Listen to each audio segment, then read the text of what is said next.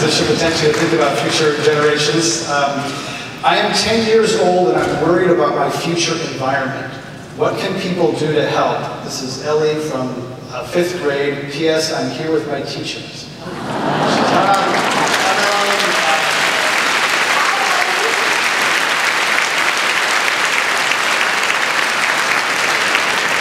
Well, Ellie, I think that there is a lot that you can do, because it's been my experience that young people are much more environmentally conscious and committed to protecting the world you're growing up in than some of us older people are.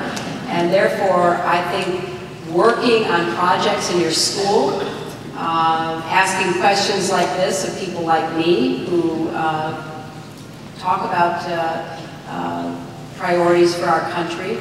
I think it's important to work with the environment that is right in your area, and there are lots of ways and lots of projects that young people are doing that set an example for what can be accomplished.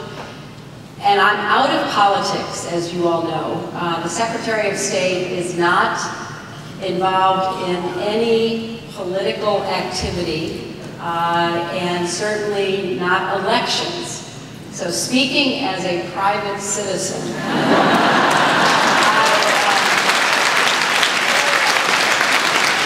I think people running for office should be asked to explain their positions on what they're going to do.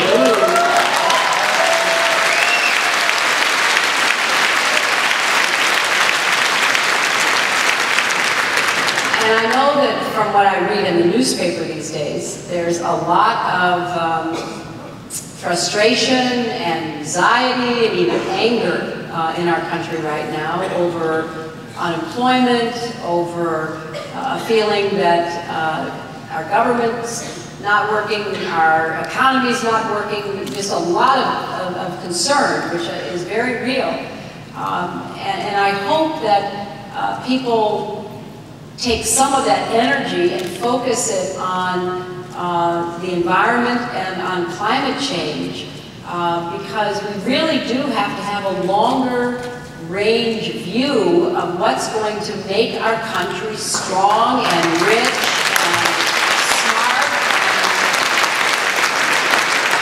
You know, I have no doubt that the United States, and I obviously believe that President Obama's policies are going to be borne out and demonstrate their effectiveness.